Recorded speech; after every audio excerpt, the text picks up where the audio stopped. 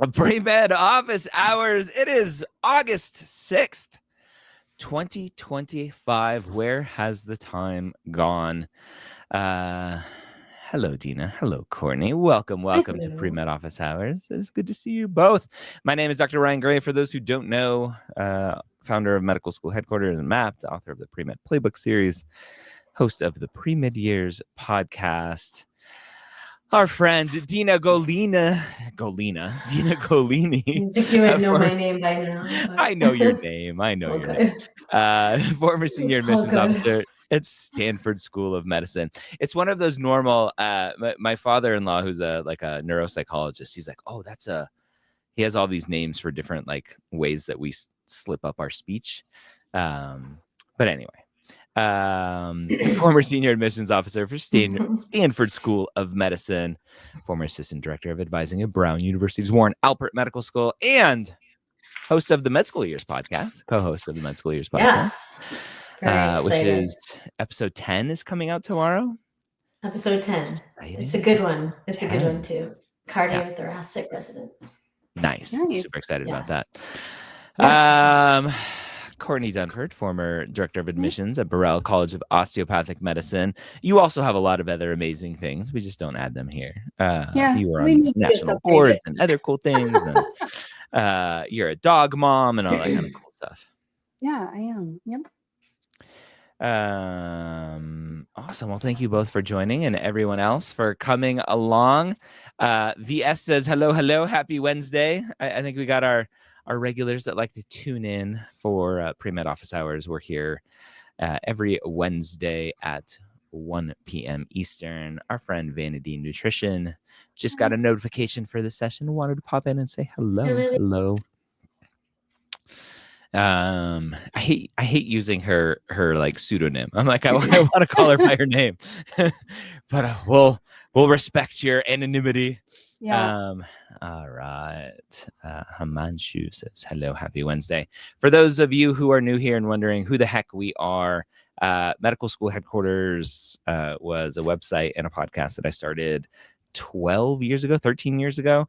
And now we have an amazing team of expert advisors, former directors of admissions, senior admissions officers at medical schools who come specifically on this show to share their knowledge with you for free. But their day job, the rest of the time, a lot of their time is spent working with students one-on-one, helping them through the crazy application process. We're in that kind of timeline. I think, Courtney, you had a student that just got an NYU interview. Dina, did you get an NYU one too? Yeah. I think you did. Yeah.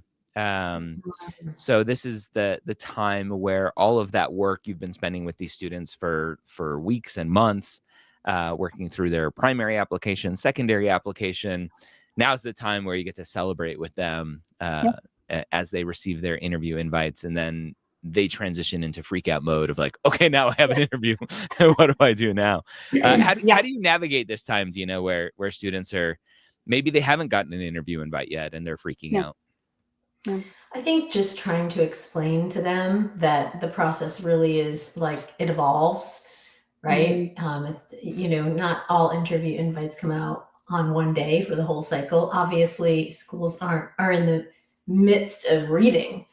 I'm just trying to kind of enforce that students are still submitting, they're still reading, but the process has to move along. And so this is the first phase, and you think of it in phases, right?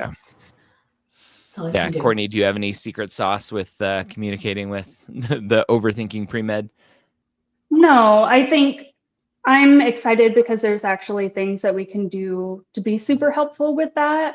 I've always been a big fan of mock interviews and interview season and this time of year, but there's been some who have been worried that they didn't get an invite on the first day, and I'm similar to Dina. I give them a little bit of a glimpse behind the curtain of how much volume and work is going on in the background. And it's kind of funny to have the dual vision of having run the process to being on this side. And I can see why they're very stressed out. I honestly can now. But when I would get phone calls or emails as a director with people checking in on their applications, I'm like, why don't you calm down and let this process roll out? Like, we have 4,000 candidates that just rolled in the first 2 weeks. What are we doing? You know, don't you want us to look at your application? So I always used to get a little bit about that. So it's nice to have both sides, but I explain you've got to let the process roll out. All you can control, get your stuff in and start prepping for your interview, and then just let it ride for a little bit. I have a fun idea for a little bit of a gag gift, and this is potentially we were just having a meeting before this where our new team member Caitlin can potentially play a role of kind of sourcing this and figuring this out, but almost like sending a gift to students around this time after they submit is like a bottle of Premed chill pills, where it's some sort of like fun candy, but the packaging is, they're like, I'm gonna take my chill pill right now. Or we can have little clip-ons that say smile. So in mock interviews, when they go into critical thinking mode, they remember to smile. So there you go. We've got all kinds of kitschy stuff we can do. We could get like, I don't know what it would be, like your faces, so that as they're interviewing with their real school, it's your face that they're looking at because they're friendly with you. that will not be happening. All right, let's answer some questions. They're sweet. Yes. Let's answer some questions here. Delilah, how much weight do med schools give to Casper results? I scored in the first quartile despite preparing for it. I also feel my application is otherwise competitive. So for those who don't know, it took me forever because I was in this boat. Like, I had no idea the quartile. Like, to me, first quartile is best. But apparently the way that Casper does it, first quartile is worst. Fourth quartile is what you want. I'm like, well, like fourth place is out of 4 is bad. Like, why is that first?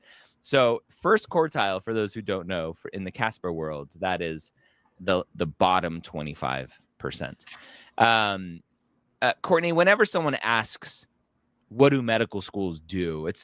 We already are kind of leading with an impossible question to answer because every school is different. But in general, do we have a thought about this question? Yeah, I think just the score itself in isolation may not hold as much weight as it does if I'm picking up on a pattern of problems, right?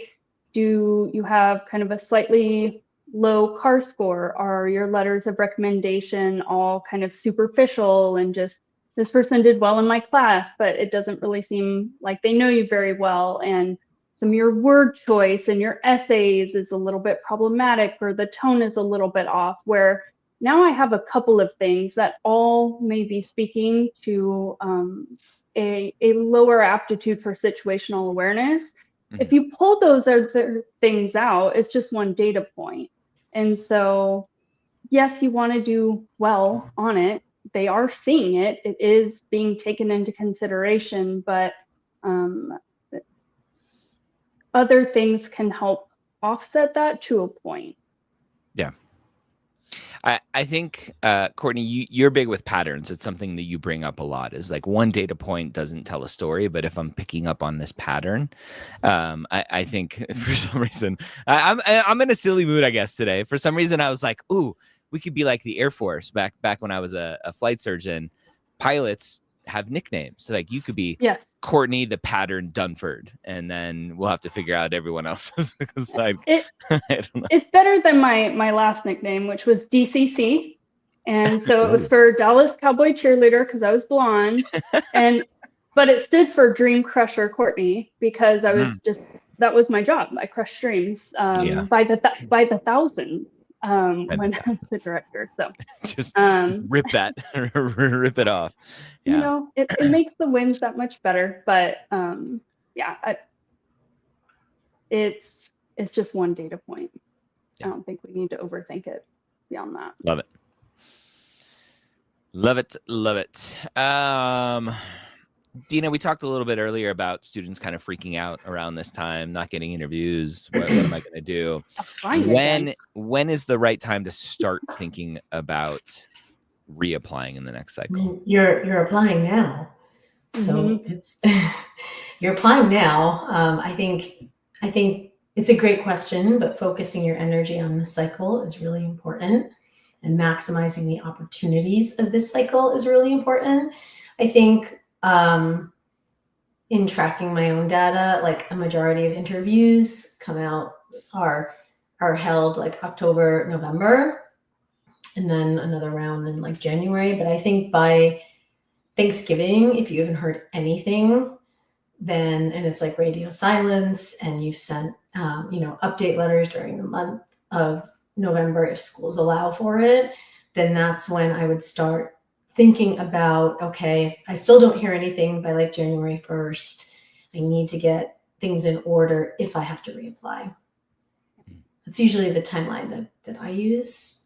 But anything can happen. I mean, I've seen people get interviews the end of January and still get admitted in February. I've seen people get off wait lists in the end of July.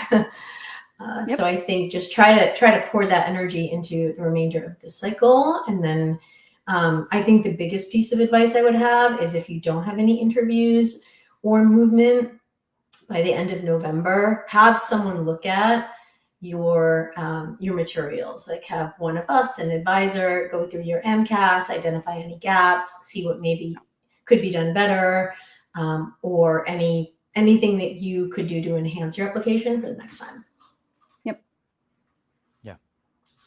Love it. Yeah, we historically say, like, if you haven't heard anything by Thanksgiving, right, it's time to start questioning why. Not to say that you can't get an interview after that, but let's start preparing and thinking. Well, you need time to address if there was something wrong with your application. You need time to address it, to fix it, if that's the case. So yeah. I personally like the idea of, as soon as you submit your application, you're questioning what weaknesses are there, so you start addressing them today, moving forward. And yes, while still hoping and obviously being optimistic about the current cycle. Well, and it could come up in an interview, right, later on, of what have you been doing to address it, and then you would actually have something to answer. Absolutely. 100%. I've been doing that. Want to make sure I'm prepared. So, yeah. Dylan said, this one. I got my first interview invite yesterday. Congrats. And was also first quartile Casper. So something works. Yeah. Casper themselves specifically say to the schools, whether the schools listen or not, but Casper tells the schools, or Acuity Insights, the company behind it, don't use Casper as a cutoff in the process. And so while first quartile is the worst in Casper scoring, Acuity says don't use this to screen people out. So, all right. VS, student rising junior, ends up with a 2.9, 32 credits so far. Good clinical hours and shadowing, studying to get good grades in Chem 2 this fall. Are we looking at a postback or extending graduation? I want to know how they're rising junior and only have 32 credits so far. Unless that's only science credits. I'm assuming that's only science, because they gave a 2.9 science GPA. Because it's usually, Courtney, 30-ish credits a year, right? Something's off about it. Yeah. Is it too early to start thinking about postback, or should they just focus on the next semester, the next class? I think it's the same thing Dina said for one of the other questions, right? You're in school now and doing your undergrad. Let's focus on doing well here, so that you mitigate the chances of you ending up having to do a postback, right? Do what you can now. If you're already thinking like, well, this is going to be unsuccessful, you're going to manifest that. So handle what you can handle. You're getting into some of your core prerequisite coursework that matters a lot.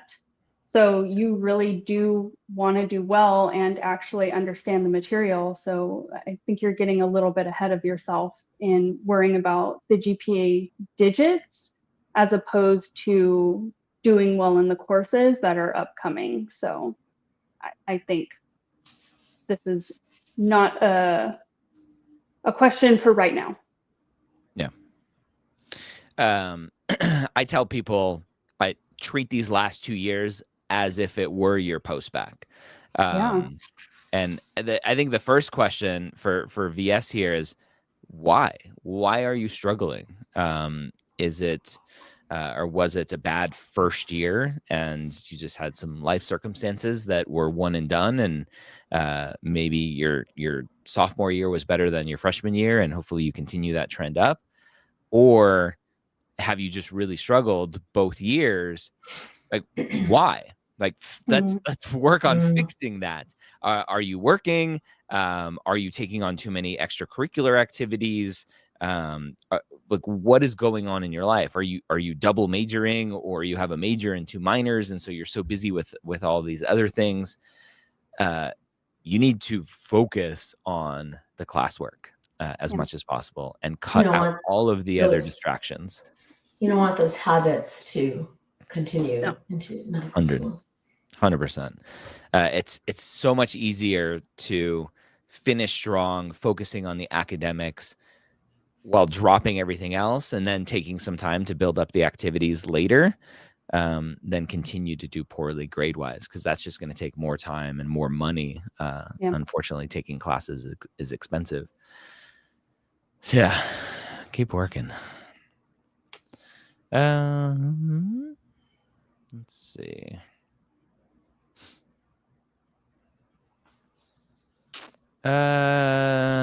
Here's an interesting one. I think, how do you think selection processes are going to change given the broader political hostilities towards LCME, WRT, with relation to DEI? I'm assuming that's what that means. I'm worried that schools are going to abandon holistic review altogether.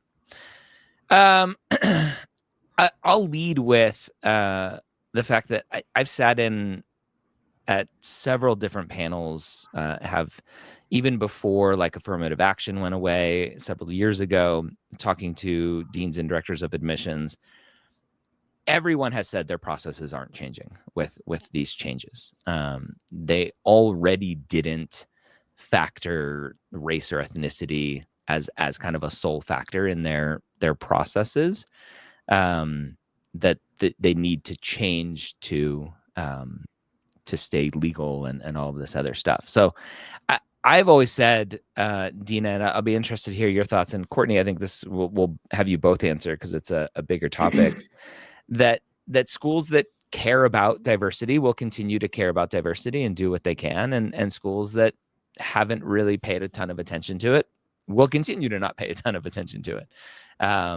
What are your thoughts on that?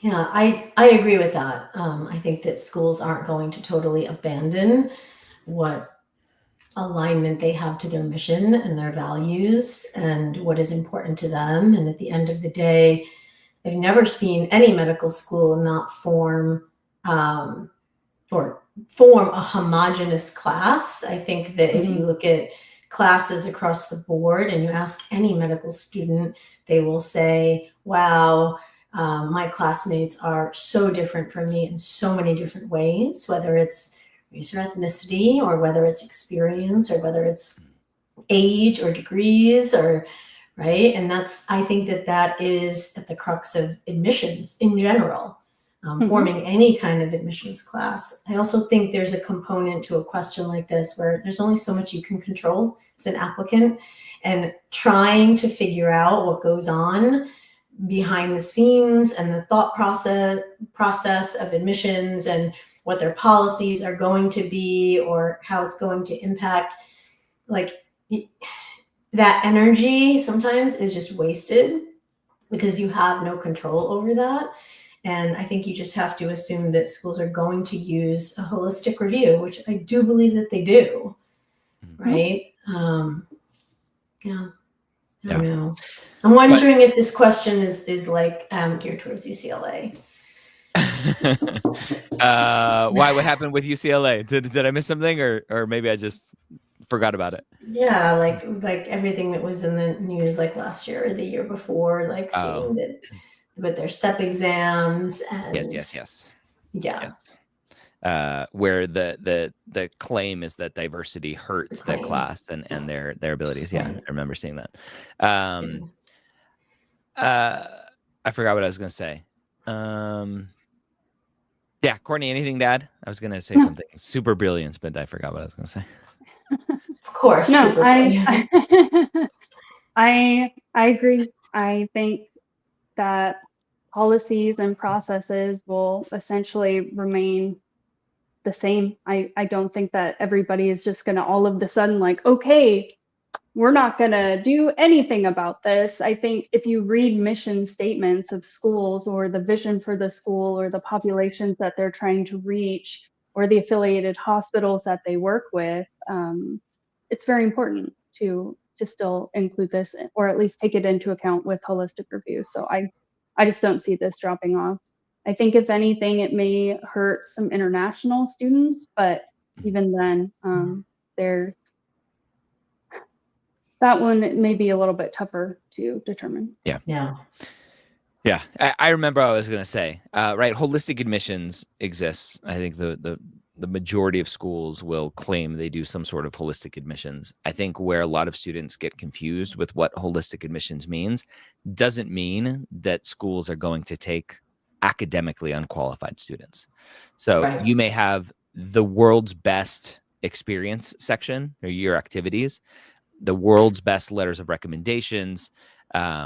You may be a Toastmasters world champion, eloquent speaker. You're not getting an interview if you have a 2.5 GPA and a 490 MCAT score. So academics are the first barrier of that holistic review. The medical schools have to make sure that you're going to pass medical school. Well, and rightly so. What favor would they be doing admitting somebody into school when there's not data to suggest that they're prepared for it and sticking them in a tremendous amount of debt? And having them drop out 100%. With no additional degree, a ton of additional loans, and not much for it. And so it's not all greediness.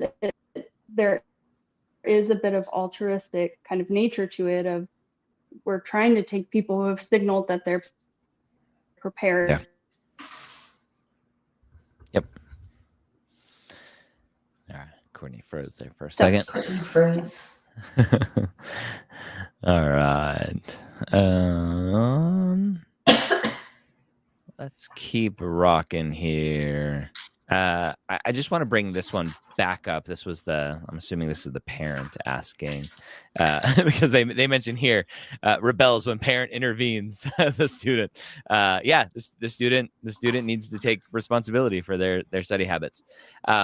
But to this point, right, based on where they're currently at, even if they finish with a 4.0, the science GPA doesn't get to a 3.7. At some point, you have to just ignore that final number and just lean on the trend. So don't worry about that final number. Focus on what you can focus on, or the student. Our friend William Lynn, what do you think about these international medical schools like in Turkey that take students from the US and students are eligible for ECFMG and it's only $29,000 a year?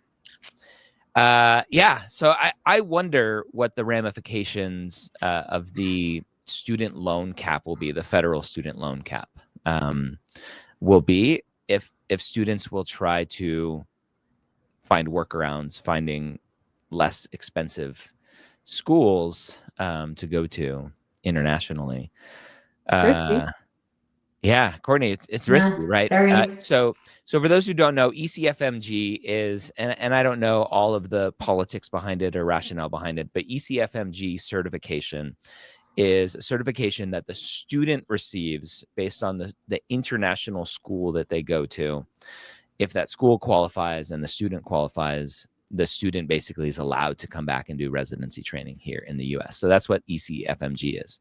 $29,000 a year, super cheap. Cost of living in Turkey, Turkey, as I think it's pronounced now, is super cheap compared to the US. Courtney, it's risky. Being an international graduate, the data shows it's an immediate kind of knock in terms of your resume to residency. Yeah, you said, I mean, they're allowed to come back and do residency. It doesn't mean that they're going to match into what they want to do. It just says that you're eligible to try. So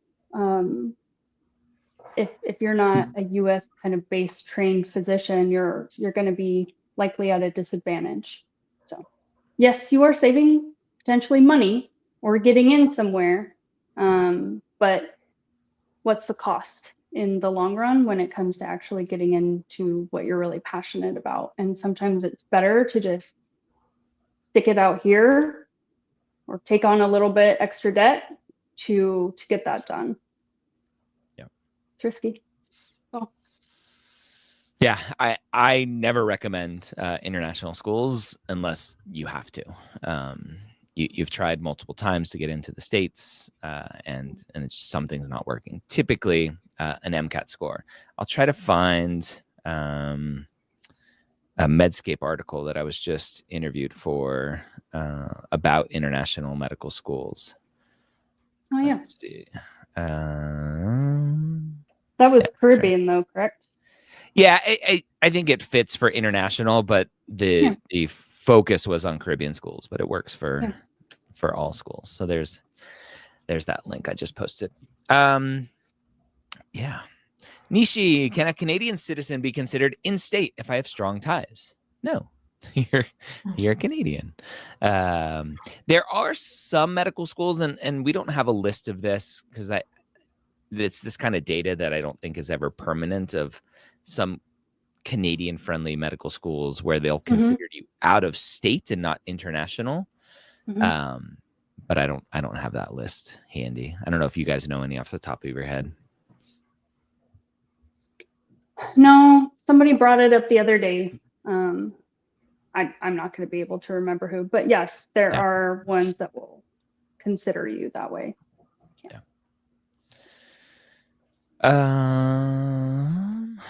Should you update completed hours for in-progress activities throughout the application cycle? Dina, this sounds more like a nuisance. Like, hey, you know those anticipated hours that I put on my application? I did them. And then 3 weeks later, hey, I did more of them. When is an update warranted? Let's kind of change the question a little bit. Usually at the 3-month mark is my standard, since having a complete application, factoring in time for admissions to read your application, right? To either put it in a certain category to interview, to hold, whatever. But you need to give them time, right? I've had a lot of students ask this too. Like, I have an update. Can I send it? Like, you just submitted your secondary like last week. Like, your application isn't even being read right now. So usually the 3-month mark, I think around November 1st is usually the time. Maybe start thinking in October and like get those out, like if schools accept them. So that's the other piece of this, is you want to make sure, during this quiet time after submitting your secondaries and waiting for interviews, collecting some information on each school's policy, if they'll accept update letters. Some schools will only accept like one piece of communication throughout the whole cycle. Others want it in a text box on the portal. Some want it in a letter, but do not annoy schools. I think that, mentioning any continuation of activities is, or putting a dent in hours is something you can include in an update letter when the time is appropriate. Yeah. Get that question a lot for publications too. Like, oh, I listed it as pending and it was accepted. Can I tell them? Like, it's just simmer down. You can, but like, I'm done. Is that going to? I think sometimes students think, and Courtney, you probably agree with me, that like sending an update means there's someone on the other side who's like, oh, the student has an update. Let's go and spend an hour and relook at their application. And that's not happening. Yeah. It's not happening. They added more context, which is definitely helpful. So they're pre-dental. You're able to update completed hours on the application. So this is Liaison's platform. So similar to a COMIS, where you can update as you go. That's fine. A COMIS application, you don't put projected hours. You're not bothering the school in a situation. You're just going and updating your primary application. Thank you for the context, Blue. Go for it.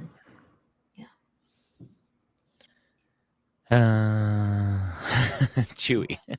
I just love the beginning. I think I'm overthinking. Yeah, yes, you are. Always. But welcome to the club. Getting exhausting. Is the best practice just to answer the question maturely and professionally? Do I need to, or can I include stories or anecdotes if they are relevant?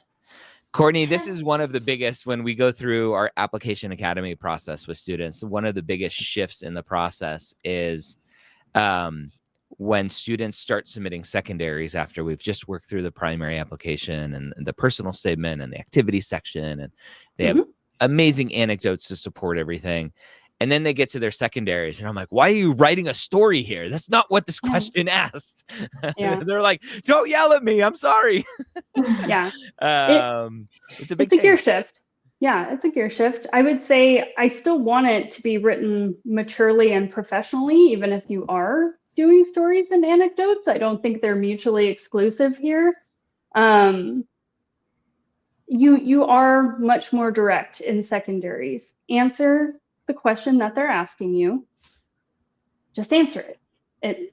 Obviously it needs to be polished. It needs to be mature. If an anecdote happens to be the best way to answer, okay, but use those sparingly and only if it is the most relevant way to do it.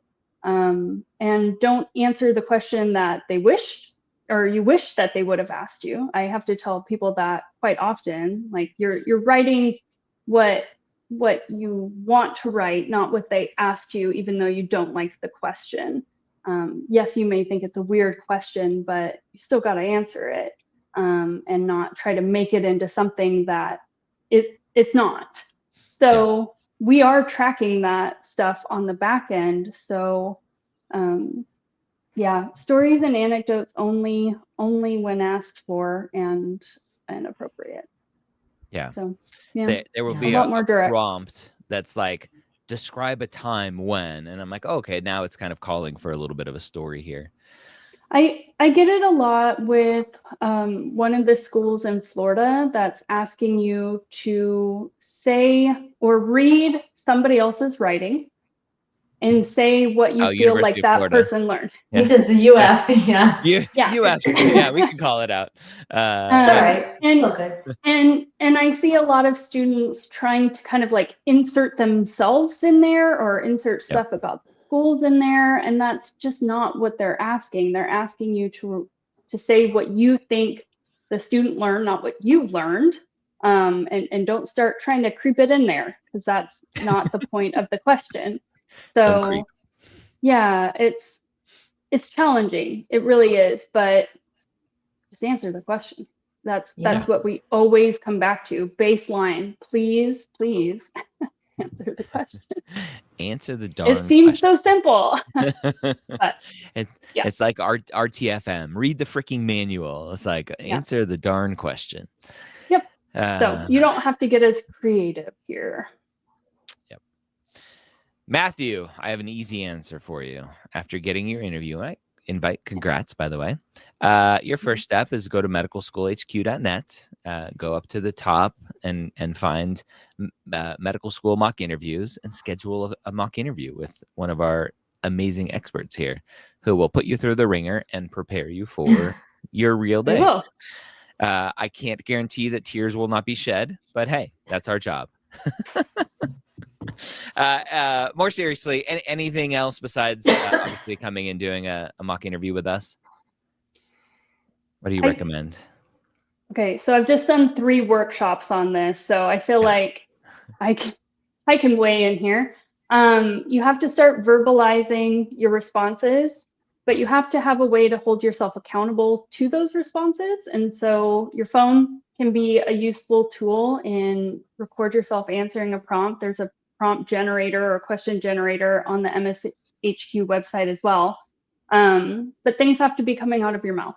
You have to start practicing that way. But mocks, I think, truly remain the best way to practice because you have to simulate that stress, being put on the spot.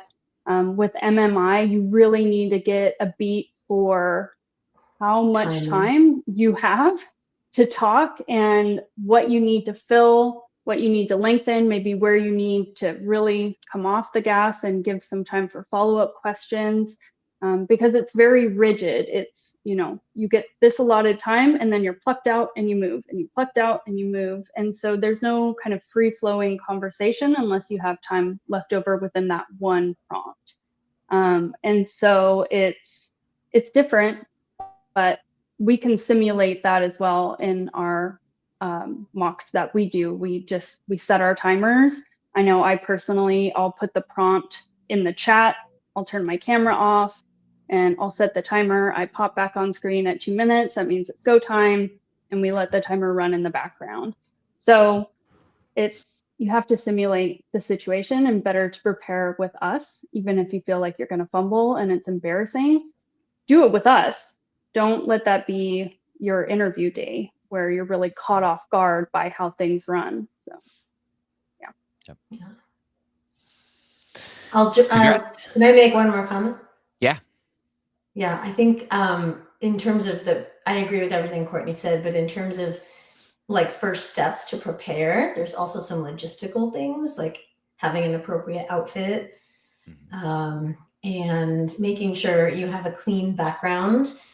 I've been doing a lot of mocks lately and there's a virtual background, and just be aware that a lot of schools will ask you to turn off a virtual background for the, just to keep the integrity of the process, to make sure that there's no one else there with you. So you want to be prepared to do that. Make sure there's no identifying information in the background. Make sure you have good Wi-Fi, that you have, some sort of like AirPods if you need them, or a headset, like that you're not like 10 feet away from the monitor, that you're also not like super up close. I've met with a few students lately and I'm like, you got to step back. Because it's like it's just, you just. I can see your nose hairs. Step away from Yeah, exactly. Yeah. And just practicing, like also looking at the camera. I always suggest to students taking a little Post-it note and putting it, where the camera light is, saying like, look here, just as a redirect. Because I think a lot of students just don't do that. And it is hard to connect over Zoom, but these are all things that you need to prepare ahead of time. Yeah. And when you pick out an outfit, like just, it shouldn't be like business on the top, party on the bottom. Like, I feel like dressing fully in a suit, I've seen it happen where like someone needed to plug in a laptop and they got up and they had pajama pants on the bottom. You don't want to be that person. So, and I also think it makes you feel more professional. So fully dressed. Yeah. Fully. Yes. And you probably need to ditch a swivel chair if you have it. Because usually when people get nervous, they start to really rock back and forth and sideways. So all kinds of stuff like that. Absolutely. Yep. Even for mock interviews, I think it was a parent that asked, they were signing their kid up for some mock interviews and they were like, should they dress professionally on the mock interview? I'm like, yes, like practice like you play. So you can make sure that you're maybe it's a new suit and you just need to wear it and see how you feel in it and just break it in. I miss seeing the little stitching from the new suits that you would see people on. They'd have the little white stitches. They forgot to cut them. Yes. On for the all back. of you here, all of the women too, I'm assuming, with their coats. When you buy a new coat, sport coat or suit coat, it'll come with dress. everything. Yeah. Dresses, it'll come with stitches to protect where there's like flaps that might get A slit. torn off in shipping. Folded. Yeah. Cut those and take those out, please. I was at a conference with a student. He's a med student now, and he was wearing his new suit, and his things were still tied. And I'm like, dude, like, come here, let me cut those for you. They don't know that it's like, oh, it comes like this. No, those are meant to be cut. That's just for shipping. Those sweeties. You knew that it was brand new and they were trying to look so professional. I'm gonna see if I could pull up what it looks like. Oh, so here's let me share my screen and then you'll be able to see. So, someone's like, I don't know what you're talking about. Share screen. So this stitching here, where this X, they usually look like X's. So it'll be on arms, it'll be on the back tail. Here it'll be kind of stitched. So yeah, cut those off. And be careful because you don't want to cut into your new suit. So they're kind of a pain. But. All right. Say we're fashion gurus as well. It matters. It does. It does. Yeah. Yeah. That's a small thing. I'm like, oh, poor kids never had a new jacket before. Yeah. That's not gonna not get you accepted. It'll just be a cute little thing that they'll be like, oh, how naive. Here's an interesting one. Wild bats. I've already been accepted to medical school, but I'm considering doing a 1-year master's program during this gap year. Will this be worth it, or should I keep my full-time job as a medical assistant? Dina, I think the only question of whether it's worth it or not is for the student, right? If they already have the acceptance, you're not going to get more acceptance. Like, you don't get a acceptance plus. What do you think here? I'm trying to wrap my head around potential scenarios, and I'm assuming maybe someone applied this cycle and was offered an acceptance to a DO school. But it's kind of too late to start a 1-year master's now while you're a full-time medical assistant, because most full-time master's programs already started like July or August. Yeah. Yeah. This is stressing me out, this question. This is very stressing. It's making my hair hurt. Yeah. Yeah. Yeah, I guess if you're already accepted, why, unless a school, I know like KCU, like Kansas, here's an example. Like, some students have been offered in the past, like, we don't feel like you're ready yet, but we are inviting you to do our master's program, and then you get a guaranteed interview for a seat, like that kind of thing. But if you've already been accepted, why would you do a master's in between? You don't. And another thing to think about is this is going to affect your GPA, right? They're going to want those transcripts. Like, you better do well if you do this, because they can rescind that offer prior to you starting school. And so you have to submit these transcripts. It's going to be calculated and factored into your GPA. So yeah, scary. Maybe they deferred the admission. Maybe. Yeah. If you deferred admission, now that's another layer of complexity, because you were accepted under the application that you provided as part of the admissions process. So to change that now with a grad GPA and everything, you got to check with the school. Yeah. This is stressful. Yeah. Nevin says, Dina, I miss you. Naveen! Hi! He's our first guest on the Med School Years podcast. On Med School Years. Awesome. He's episode 1, and I miss you too. And I hope that your rotations are going well. You got to come back and get some help for residency applications now. Yes. Yep. Yeah. William says, bring a suit to residency interviews. Oh, yeah. Suit it up. Yeah. Here's an interesting question from our friend Vanity Nutrition. What are the most common reasons acceptances are rescinded? I think obviously falsifying an application, right? So the way that Texas does their process, TMDSAS, they don't verify your transcripts until after you have an acceptance. They're like, okay, now we'll verify your transcript. So if you falsified anything on your original application, whether intentionally or not, there's an easy reason to rescind. Obviously, criminal issues. We've had students with DUIs in between getting an acceptance. What else do you all see? If someone is a senior in college and they're accepted before seeing those spring semester grades, and those grades are not good, that's a potential reason. Yeah. Same thing with like a postback or a master's. If you're partway through and then you full tank, it will not look good. Yeah. Or I don't know if I've seen an offer get or heard of an offer get rescinded, but I mean your social medias need to be very thoughtfully curated, because there's times, and I'm not speaking, from the school that I'm at.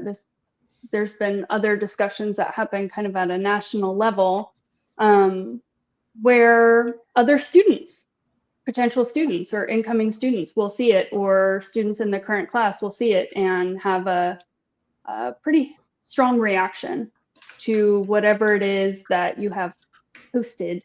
So just be really thoughtful, be mindful. You're going to be seen as a professional in this space, and you should be acting accordingly. So that forward-facing public image is included in that. Yep. Be careful with that. Tread lightly. Yeah. Our friend here graduated with a 3.4 cumulative GPA, 3.3 science GPA. Community college the first 3 years, the last two at a top 10, overloaded units in my senior year, had 90 units. So they delayed graduation there, took a ton of credits. Class standing GPAs, 2.54 freshman, 3.76 sophomore, 3.3 junior, 3.56 senior. Do I need a postback? 5.15 MCAT score. Congrats on the MCAT score. So Dina, they have a little bit of a trend. They started off obviously not great. Sophomore year crushed, went back down junior year, which was the transition to the 4-year college, and then rebounded senior year. So 3.56 with 90 credits. Don't know if those 90 credits, what the makeup of those are, if they're mostly science or non-science. So it's kind of hard to tell with just this. What do you think there? Is that trend enough? Do they need some more? I mean, what are the prereq grades, right? Yeah, I mean, I think I'd have to see what the individual grades are to see if it's risky. I mean, you're getting thrown into a very difficult biomedical sciences curriculum where 3 weeks worth of material is equivalent to 1 semester, right? So what do those grades look like? And is there a pattern of struggle where I need more proof through a graduate program or postback or SNP, where you just like hit it out of the park and okay, like we're confident you're okay? Yeah, maybe worth having someone like an advisor take a look at everything, to be honest with you. Yeah. Good luck. Yeah, I need to dig in a lot more with that data. Butterflies says not reporting an institutional action as well in terms of rescinding an offer. This kind of changed a little bit, at least on AMCAS, where if the institutional action gets dropped from your transcript, you no longer have to report it to AMCAS. I like that change. AMCAS is like, hey, if me the too. school's going to get rid of this, there's like a little slap on the wrist for a little bit, and then you've done your time. Then there's no reason to report it to AMCAS. I don't know whether ACOMAS and TMDS have or will follow suit, or if they'll still want that all reported. But at least for AMCAS, follow the new guidelines there. So that's good. But yeah, if you don't report something and it's found out later, then definitely a reason for rescinding an application. I have a family member who does a lot of professional licensure law. And so working with doctors and vets and other people who have issues with their medical licenses. And this is a very common thing where they forgot to report something or they purposefully didn't report something and they get their license taken away because of it. So yeah. There's been times though where we've seen people over reporting on themselves too, though, where it hasn't actually been an institutional, it hasn't been an institutional action officially. It was, like you said, a slap on the wrist. And so don't tattle on yourself where it's not applicable or it doesn't fit kind of the wording of what they're asking for either. You don't have to do that. So be honest based on the wording and the official designation. Yep. I have a couple episodes on the Premed Years podcast where the family member came on and talked about how to answer these questions if you have any issues. So go check those out. We are already at time. This hour is probably the fastest hour of my week. Just hanging out with you smart people and answering some great questions. Thank you all for being here. Tell your friends, tell your when you go back to school, tell your advisors, all of your club members that we're here every Wednesday at 1 p.m. Eastern to answer your questions for free. Go check out Medical School HQ where you can do some mock interviews with Dina or Courtney or any of the other amazing expert advisors that we have on the team. Thank you all for being here. Yep. Courtney, Dina, thanks for hanging. Have a good day. Bye. Bye.